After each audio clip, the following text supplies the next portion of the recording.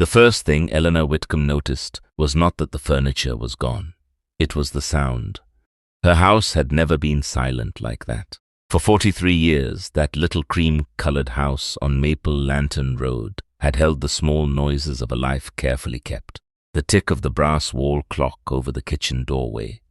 The soft rattle of china cups in the cabinet when trucks passed outside.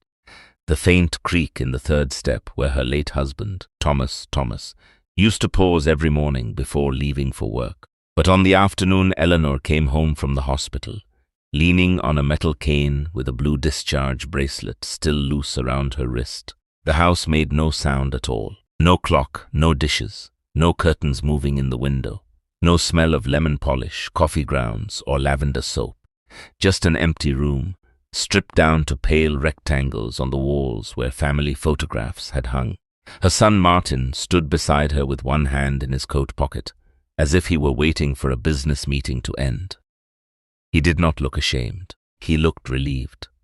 Eleanor tried to step forward, but her right foot dragged slightly on the floor.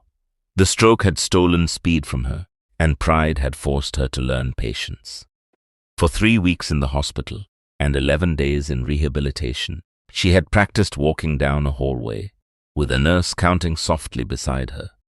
Now she had made it all the way back home, and home had disappeared. Her old rocking chair was gone from the front window. The cedar chest Thomas built before their wedding was gone. The dining table where she had hosted every Thanksgiving since 1978 was gone. Even the framed needlepoint over the kitchen entrance, stitched with the words, "A house remembers who loved it," had been taken down. Eleanor turned to Martin, unable to find enough air for the question. He answered before she asked. "It's done, Mom," he said. "I sold it." The words landed with less emotion than a weather report. Eleanor's fingers tightened around the cane. Martin looked toward the empty dining room and continued in the careful tone of a man who had rehearsed his own mercy. "It was the best decision for you. You can't live here anymore. The house needed work. You need care. I handled everything." Eleanor stared at him. The house needed work. She needed care. He handled everything. Behind Martin, his wife Allison stood on the porch with her arms folded, pretending to study the street. Their 2 grown daughters, Lauren and Paige, stayed near the car, uncomfortable but not surprised. Eleanor realized then that this was not a mistake. It was a family decision made without her, around her, over her. Her mouth felt dry. "For how much?" she asked. Martin exhaled, annoyed by the detail. $180,000. Eleanor closed her eyes. The number did not only insult the house, it insulted every year inside it. Thomas had painted those shutters himself after his first heart scare. Eleanor had planted the lilacs by the side fence after their daughter died as an infant. She had paid the property taxes from grocery money during the winter. Martin lost his job at 27 and came back home with a duffel, bag and no apology. $180,000. Less than some people spent on a kitchen renovation. Martin reached into his folder and pulled out a brochure from a senior residence called Willow Creek Commons. Its printed lobby looked bright, clean, and loveless. "You'll like it there," he said. "Meals are included." That was the moment Eleanor understood the real cruelty. He had not only sold her house, he had already placed her somewhere else in his mind. She looked past him into the empty kitchen. On the far wall near the basement door, one thing remained. A small brass hook. Thomas had screwed it there the week they moved in. It had held the basement key for decades, a strange black key with a round head and one chipped tooth. Martin had always hated that key. As a boy, he said it looked like something from a haunted house. Now the hook was empty. Eleanor looked at it for a long time. Martin noticed. The buyer wanted access to everything, he said. Basement included. A faint tremor passed through Eleanor's left hand. It was not from the stroke. It was from memory. Because Thomas had once made her promise that if anything ever happened to him, she would never let Martin clean out the basement alone. Martin mistook her silence for weakness. He stepped closer, lowered his voice, and said the line that would later be repeated in a lawyer's office, at a family meeting, and finally in a courtroom hallway. Don't make this ugly. Mom, at your age, you should be grateful somebody took charge. Eleanor did not answer. She only looked at the brass hook, the empty walls, and the son who had mistaken her recovery for helplessness. Then, from the basement below them, came a sound. A metallic scrape. Martin turned sharply. The basement door opened. A man in a work jacket climbed the stairs carrying an old grey mailbox covered in dust. He was not family. He was the buyer.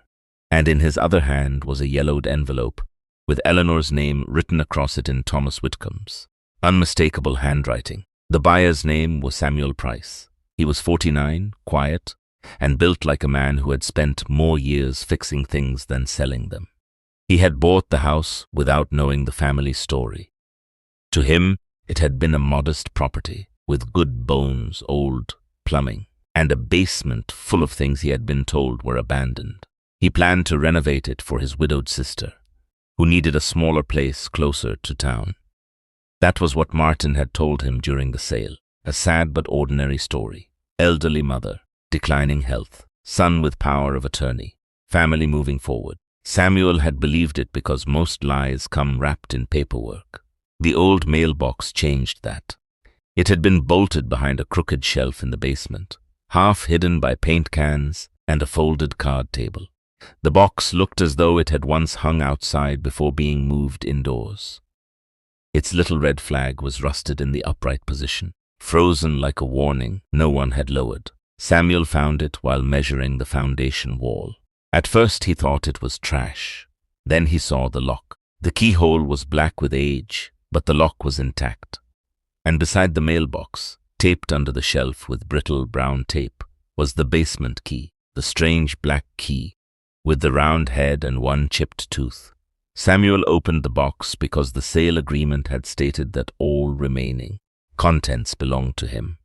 Inside he found not old coupons or forgotten tools, but envelopes wrapped in a dish towel. There were property tax receipts, a copy of a deed, several letters, an old church bulletin, and one sealed envelope marked, "For Eleanor, if I am gone," and they try to make her leave.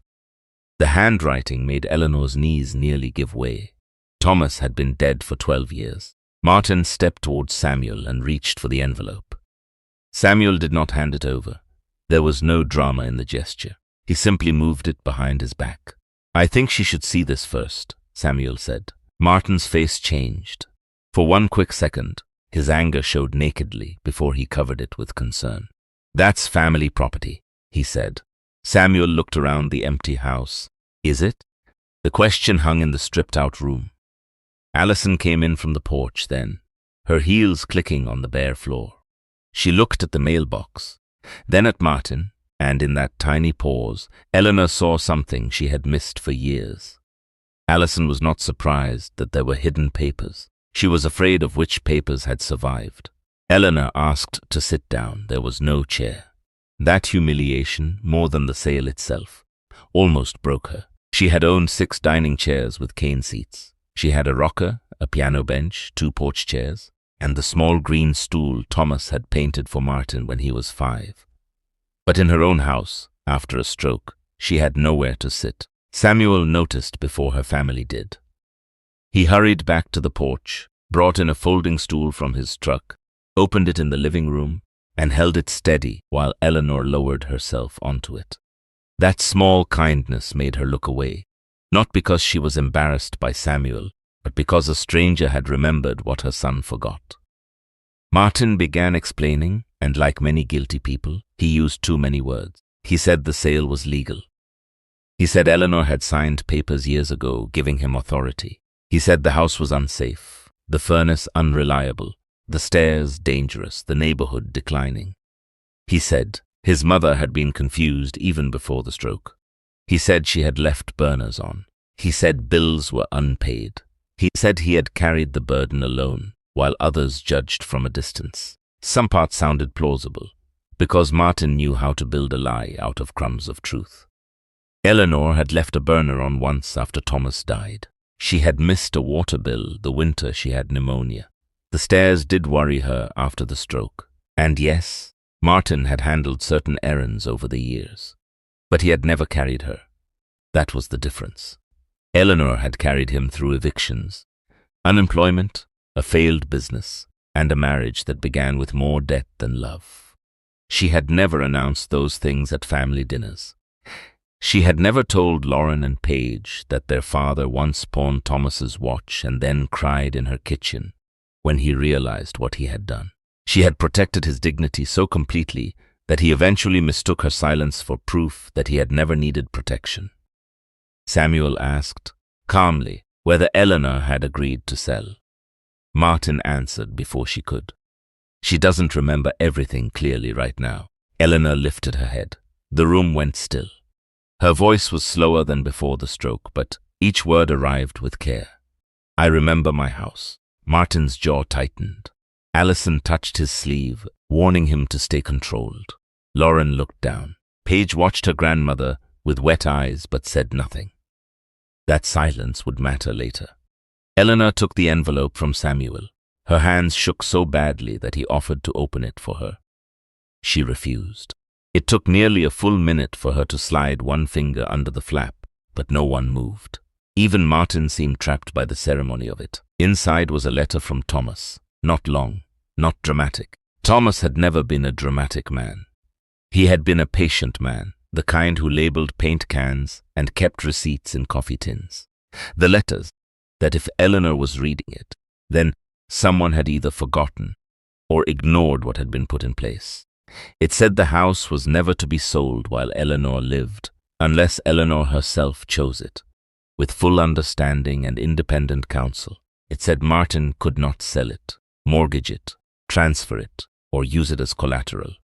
And then came the line that made Eleanor cover her mouth. The house remembers who loved it. Let it remember Eleanor first.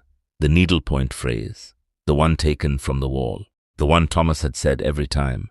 Martin complained that the house was too old, too small, too embarrassing. Martin laughed once, sharply. That's sentimental nonsense. A letter isn't a deed. Samuel reached into the mailbox again. No, he said, but this might be. He unfolded the copy carefully. Across the top were words Eleanor had not seen in years. Whitcomb Family Residence Trust. Martin went pale, not fully. Just enough. Enough for Samuel to notice. Enough for Allison to stop breathing for half a second. Enough for Eleanor to understand that her son had not made a mistake. He had gambled that certain papers were gone. To understand why that gamble mattered, the story had to move back 12 years to a funeral reception. No one in the family liked to discuss. Thomas Whitcomb had died in early October, under a sky so clear it seemed almost rude. After the service, the family gathered in the house on Maple Lantern Road. Casseroles covered the kitchen counters. Neighbors moved softly from room to room. Martin wore a dark suit that did not quite fit, and accepted condolences with the uneasy impatience of a man waiting for the business part of grief. Eleanor remembered him asking about the will before the last guests had left. He did not ask directly. Martin rarely did. He spoke in circles about responsibility, taxes, future planning, and how it was best to avoid confusion later. Thomas had known his son's nature better than Martin realized. Not evil, not heartless, but weak in the places where greed and shame can enter. So Thomas had arranged the house carefully. Eleanor would have the right to live there for the rest of her life. After her death, the property would be handled according to instructions that included Martin, but not Martin alone. There was another name, Grace Miller. To outsiders, Grace had been a neighbor's child. Eleanor watched after school. To Eleanor, Grace had become something much closer to a daughter. Grace's mother had worked nights at a laundry service before cancer took her quickly and without savings. Grace had been 14 then, solemn-eyed and too proud to ask for food even when she was hungry. Eleanor began leaving extra supper in covered dishes. Thomas fixed Grace's bicycle. By the time Grace graduated high school, she had a drawer in Eleanor's kitchen for her school papers and a stocking on the mantel at Christmas. Martin resented her from the beginning. He said Eleanor had taken in a stranger while her own son was struggling. He called Grace the charity case once, and Thomas, who almost never raised his voice, told him never to use those words under his roof again. After Thomas died, Grace stepped back. She did not fight Martin for a place in the family. She knew blood can be used as a weapon by people who have nothing else to offer. She moved 2 towns away, became a physical therapy aide, and visited Eleanor quietly when Martin was not there. That was the first emotional clue Martin never understood. During Eleanor's hospital stay, the one person who helped her relearn how to lift her right foot was not her son. It was Grace. She came during the late afternoon visiting hour, signed in under her married name, Grace Bell, and sat beside Eleanor while she practiced squeezing a rubber therapy ball. She brought clean socks, unscented lotion, and a small blue notebook where she wrote every instruction the nurses gave. Martin came twice. Both times he spent most of the visit on his phone. Yet he told the family group text he was handling Mom alone. By the time Eleanor came home to the empty house, the false story had already hardened around her. Martin had told relatives she was declining. He said she had become suspicious. He said the stroke had changed her personality. He said she was angry about necessary decisions. He said selling the house hurt him too. But someone had to be the adult. A lie repeated with a tired face can look like sacrifice. That was Martin's talent. He never appeared cruel at first. He appeared burdened. 2 days after Eleanor found the house empty, Martin called a family meeting at his home. He did not invite Grace. That was the first sign that he was not trying to solve anything. He was trying to control the room. Eleanor arrived in Samuel Price's truck because Martin had not offered to drive her. Samuel was not family, but he had become something more useful that week. A witness who did not owe Martin loyalty. He helped Eleanor up the front steps while Martin watched from behind the glass storm door. Inside, Allison had arranged coffee, lemon bars, and a stack of folders on the dining table. It looked civilized, almost kind. That made it worse. Lauren and Paige sat together on the sofa. Eleanor's nephew Calvin leaned against the fireplace with his wife. 2 cousins had come because Martin told them Eleanor was threatening legal action against her own son. That phrase had done its work. By the time Eleanor entered, several people already looked at her with pity, sharpened by suspicion. Martin began by thanking everyone for coming. He spoke gently. He said the family needed unity. He said elderly care was complicated. He said no one should attack the person willing to make hard choices. Then he placed a document in front of Eleanor. It was not the sale contract. It was a residency agreement for Willow Creek Commons. He had marked the signature line with a blue sticky tab. "I've paid the deposit," he said. "You can move in Monday." Eleanor did not touch the pen. Martin's voice lowered. "If you refuse, Mom, you're choosing pride over safety." That was the second layer of humiliation. He did not shout. He did not call her names. He made her look selfish for wanting her own home. Allison added softly that the family could not keep rearranging itself around Eleanor's stubbornness.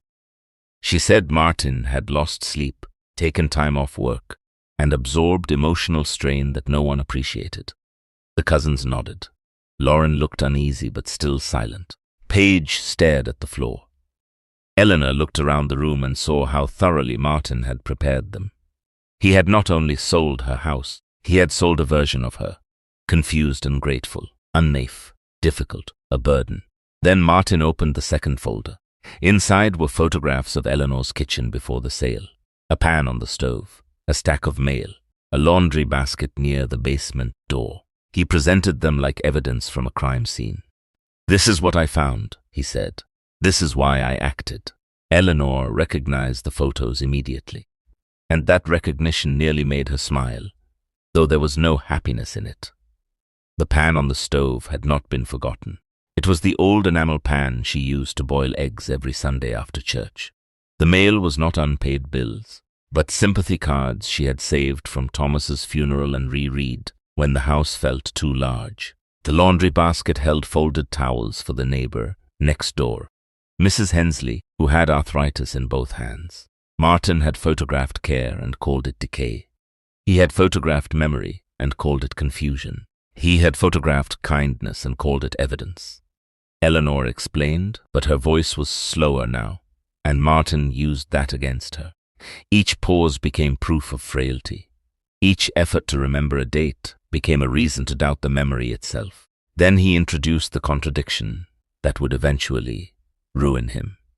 He said Eleanor had verbally approved the sale on the morning of March 14. He said she had been lucid, grateful, and relieved. He said Alison had been present. He said Eleanor told him to do whatever was best. Eleanor turned toward him. On March 14, she had not been speaking clearly at all. That was the day after her stroke. She had been in the hospital, struggling to say the word water. Martin knew it. Alison knew it. And one nurse knew it too. But in that room, truth had no microphone yet. Martin slid the pen closer. "Sign it," he said. "Let's stop embarrassing this family." There it was, not safety, not care, embarrassment. Eleanor did not pick up the pen. Instead, she reached into her purse with her left hand. The right was still weak, and it took effort. Martin looked impatient, as if even her body's slowness offended him. She removed a small object wrapped in tissue, the black basement key. Samuel had given it back to her after opening the mailbox. Eleanor placed it on the table. Martin stared. She said, "Your father told me never to let you clean out that basement alone." For the first time that evening, Martin lost control. His face flushed, and the burdened sun mask cracked. "That basement was full of junk," he said. Eleanor looked at him with a sadness older than anger. "No, it was full of things you did not value." The line silenced the room, but only for a moment. Martin recovered quickly. He accused Samuel of interfering. He accused Grace, though she was not present, of manipulating a vulnerable woman. He said old papers could be misunderstood. He said the copy in the mailbox might not be current. He said Thomas had changed things later. He said Eleanor was being used by outsiders who smelled money. That was when Paige finally spoke. Not loudly, not bravely enough to change everything yet, but enough to plant the next crack. "Dad," she said, "why didn't Grandma know the house was sold before closing?" Martin looked at his daughter as if she had betrayed him. Alison answered for him. She said the family had avoided upsetting Eleanor during recovery. Paige asked why all of Eleanor's belongings had been removed before she had chosen what to keep. This time Alison had no answer ready. Martin did. He said storage was expensive. Eleanor turned sharply. "Where are they?" No one answered. Her cedar chest, Thomas's letters, the recipe books, the Christmas ornaments, the framed photograph of Grace at graduation standing between Eleanor and Thomas, the baby blanket from the daughter she lost, the needlepoint from the kitchen wall. Martin rubbed his forehead. Some things were donated. Some were discarded. We couldn't keep everything. Discarded. The word moved through Eleanor like cold water. Then Alison made the mistake that would later become emotional proof. She said the needlepoint was tacky anyway. A house remembers who loved it. Tacky. Eleanor folded her hands in her lap. She did not cry. That restraint bothered them more than tears. Martin mistook it for surrender. He pushed the residency agreement closer. Eleanor pushed it back. "I will not sign away the rest of my life at your dining table." The room went quiet. Samuel watched from near the doorway, saying nothing. He had promised Eleanor he would not speak unless asked. But he was taking in everything. The March 14 claim, the missing belongings, the pressure, the way Martin called every question confusion and every refusal pride. Eleanor stood slowly. Before leaving, she made the second meaningful choice that proved she was not passive. She looked at Lauren and Paige, not Martin. "I am not asking you to choose me because I am old," she said.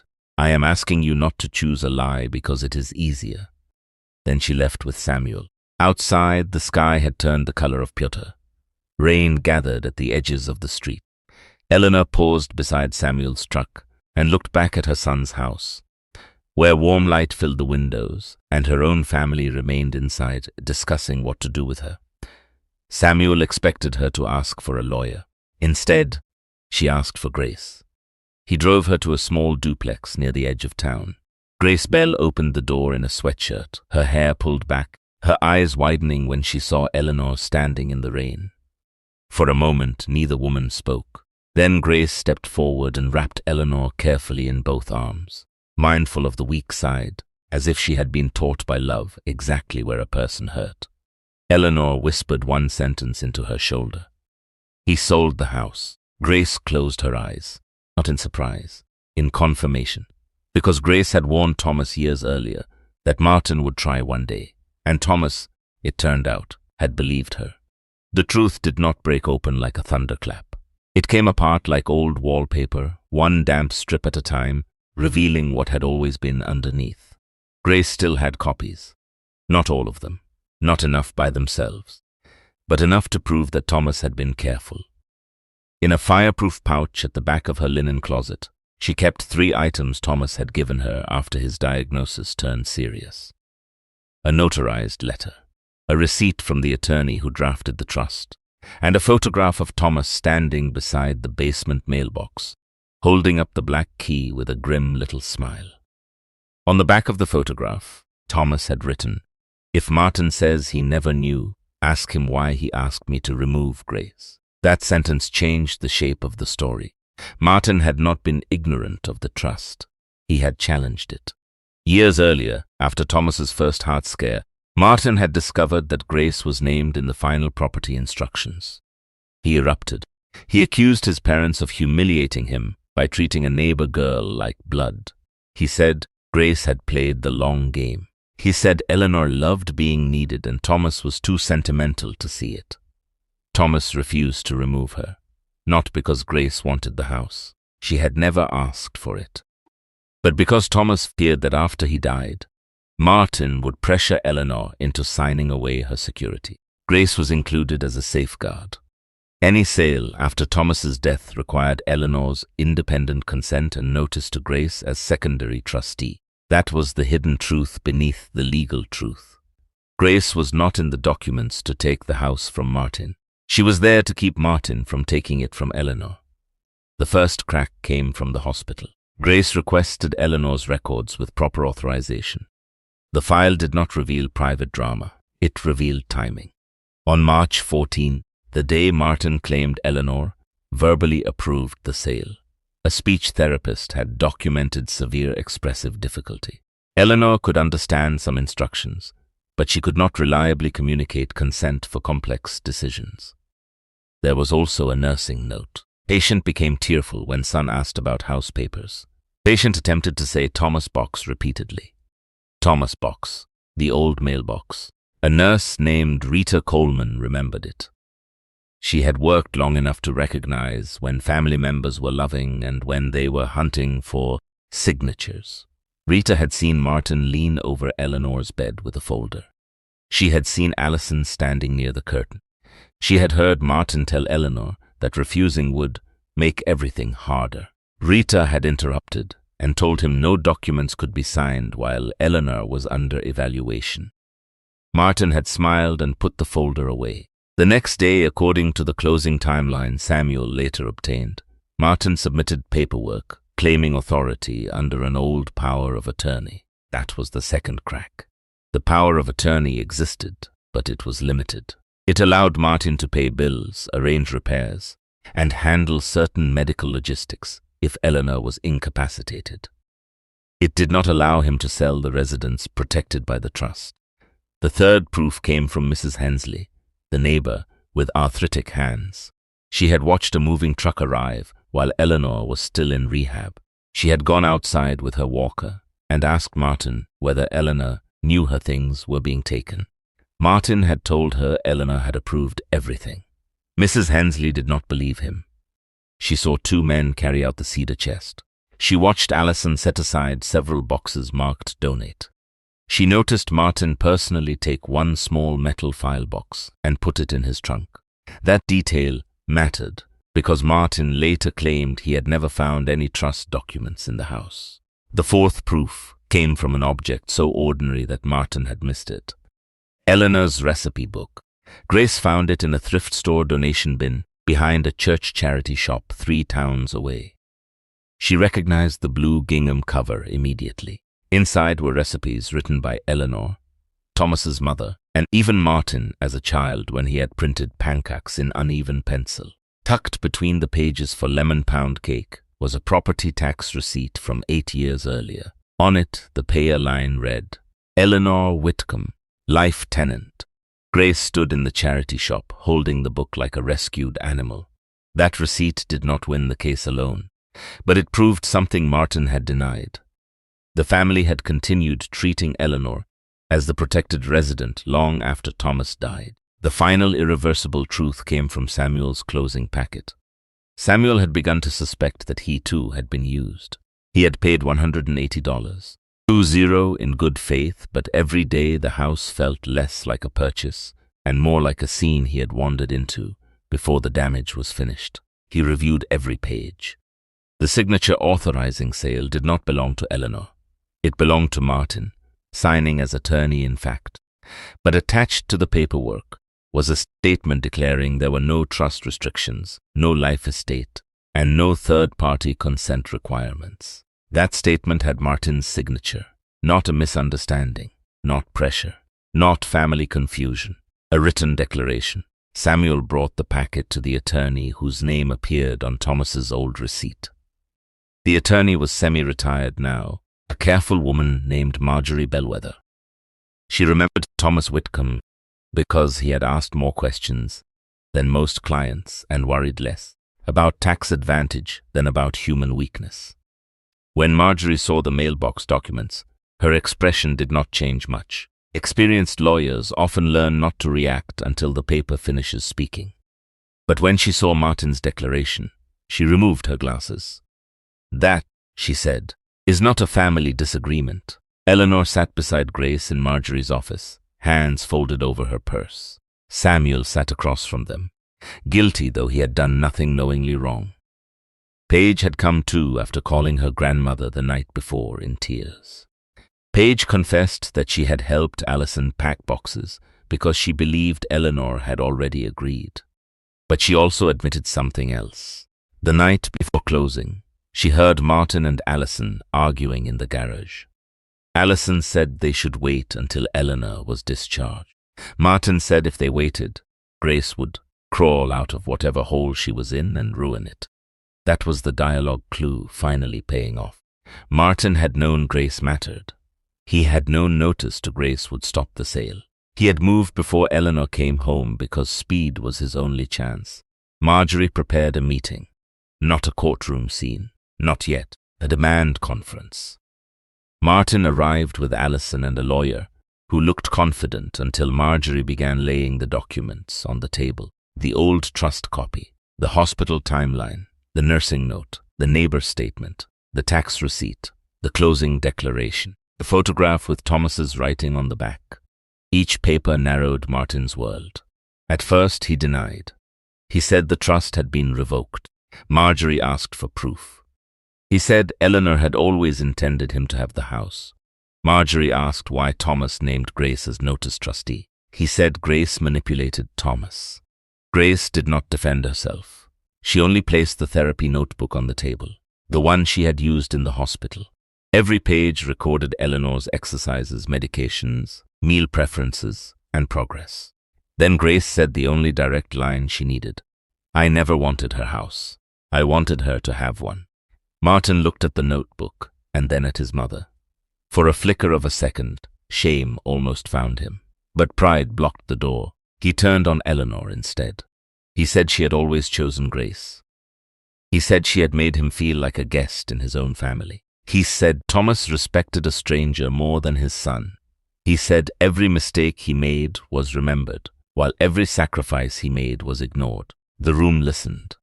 And for the first time, Eleanor did not protect him from his own ugliness. She let him speak until the self-pity ran out of places to hide. Then she told the truth Martin had counted on her, never saying aloud. She reminded him that Thomas had paid his mortgage arrears twice, that she had given Allison grocery money for 6 months after Lauren was born, that she had covered Martin's business loan when his partner left, that she had lied to the grandchildren about why Christmas was smaller 1 year, because their father had borrowed from her savings and not paid it back. She did not say it cruelly. That made it worse. She said it like a ledger she had never wanted opened. Martin's lawyer leaned back. Allison's face hardened, not because the truth was false, but because it had become public. Paige began to cry silently.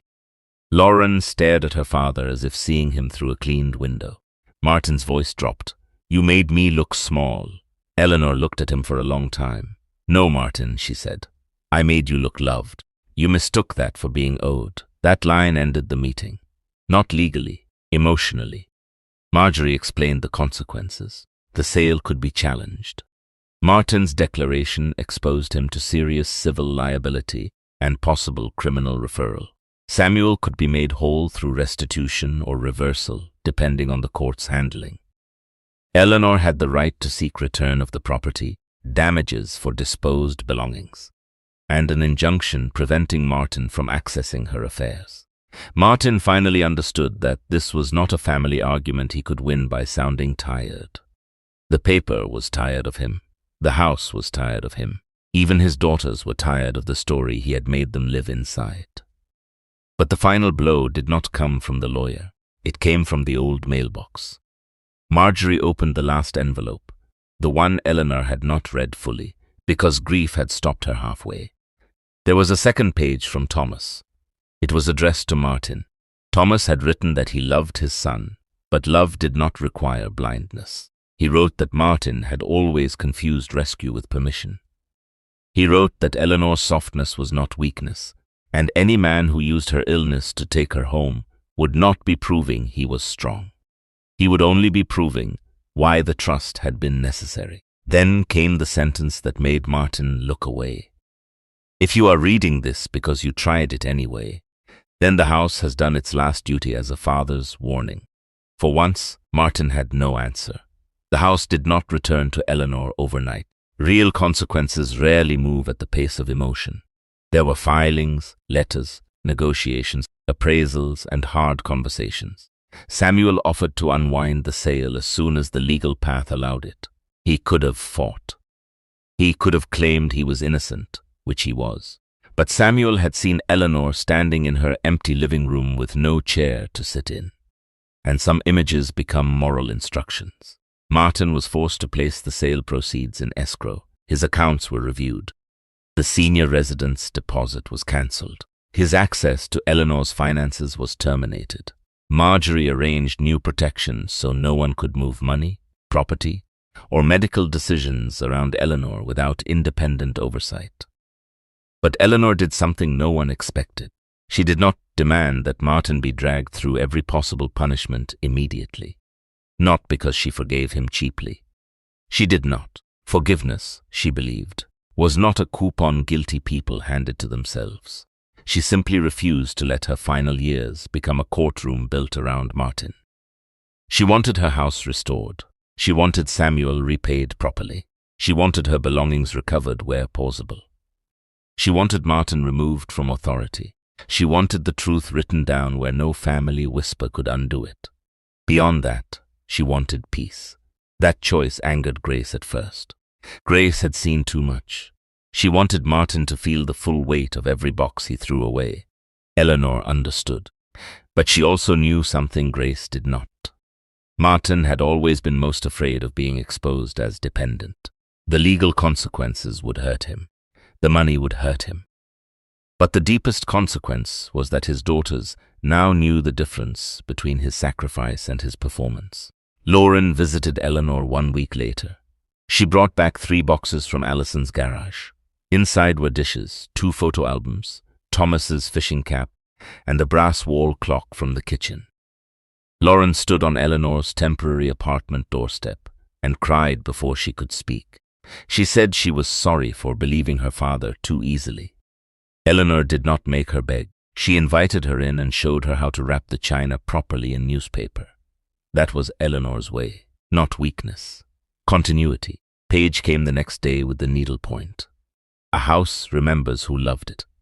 The frame was scratched, and one corner of the fabric had come loose. Paige said she found it behind a stack of things marked for donation. She admitted she had almost left it there because Allison said it was trash.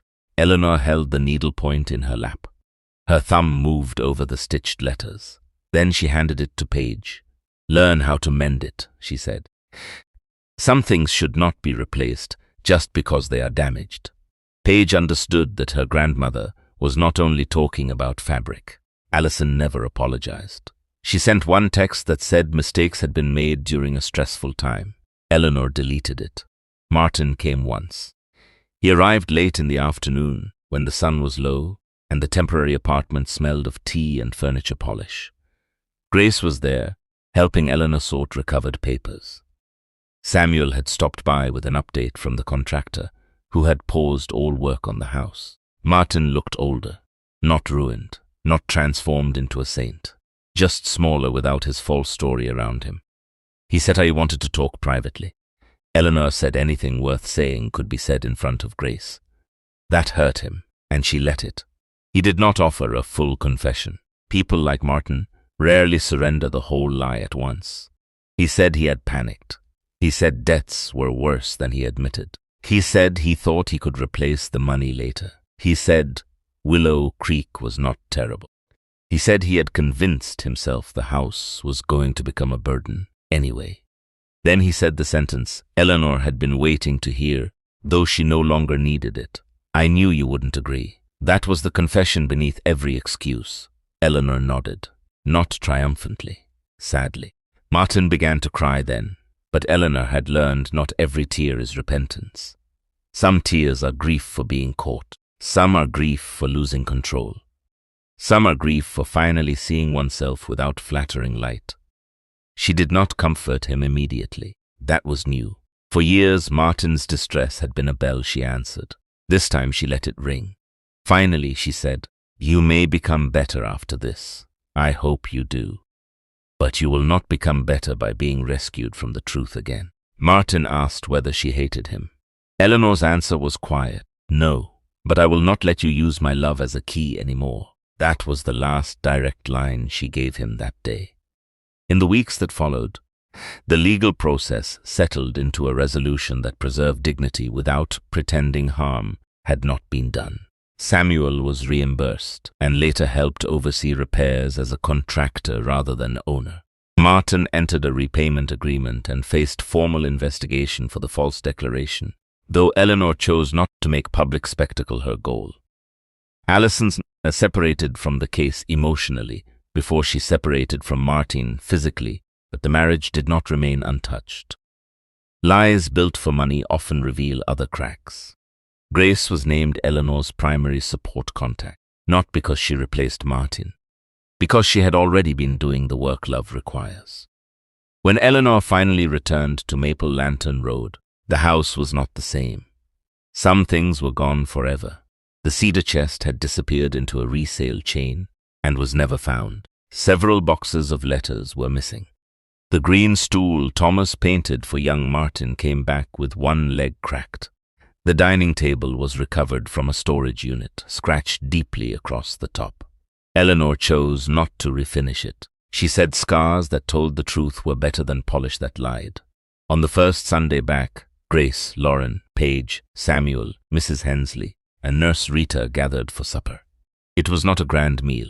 Chicken and dumplings, green beans, biscuits, lemon pound cake from the recipe book Grace had rescued. The brass clock ticked again above the kitchen doorway. The needlepoint hung back in its place, mended carefully by Paige, the repair visible if you knew where to look. A house remembers who loved it.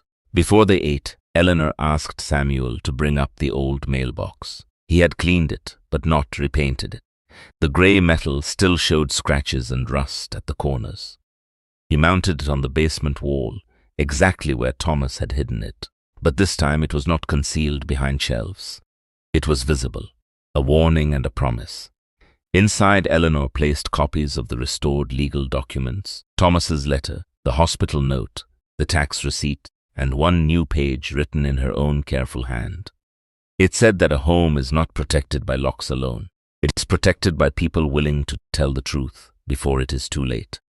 At supper, Paige asked if the mailbox would stay there forever. Eleanor looked around the table. At Grace, who had never asked to inherit love but had honored it anyway. At Lauren and Paige, who were learning that family loyalty without truth is only fear. At Samuel, the stranger, who could have looked away and did not. At the empty chair where Thomas might have sat, pleased and sorrowful all at once. Then Eleanor said the house could decide. No one fully understood what she meant. But later, after dishes were washed and evening settled over Maple Lantern Road, Eleanor walked slowly to the front window. Her cane rested against the wall. The house was not silent anymore. It ticked, breathed, settled, and held. Across the street, Martin sat in his parked car for several minutes. He did not come in. Eleanor saw him. She did not wave. She did not hide. She simply stood in the warm light of the house he had tried to sell out from under her, alive inside the promise he thought was only paper. Then she turned back toward the kitchen, where Grace was wrapping leftover biscuits and Paige was laughing softly at something Mrs. Hensley had said. The front window reflected Eleanor's face over the room behind her, older now, changed, but not erased. And for the first time since the hospital, she felt the house remember her back. Some betrayals hurt so deeply because they happen in places where love was supposed to be safest. A house can be made of wood, brick, old wiring, and tired floors. But for many people, especially those who have spent a lifetime caring for others, a home is also memory. It is sacrifice. It is proof that their years mattered. Eleanor's story reminds us that aging does not erase a person's dignity. Illness does not cancel their voice. And family duty is not measured by who speaks the loudest about sacrifice, but by who protects the vulnerable when no one is watching. Maybe the hardest question is this: when someone we love becomes weaker, do we become more honest or more tempted to take control? If this story moved you, share your thoughts in the comments. Have you ever seen a family fight over a house, an inheritance, or an elderly parent's wishes? And if you want more emotional stories about hidden truths, family secrets, dignity, and justice, remember to subscribe to the Last Truth Stories.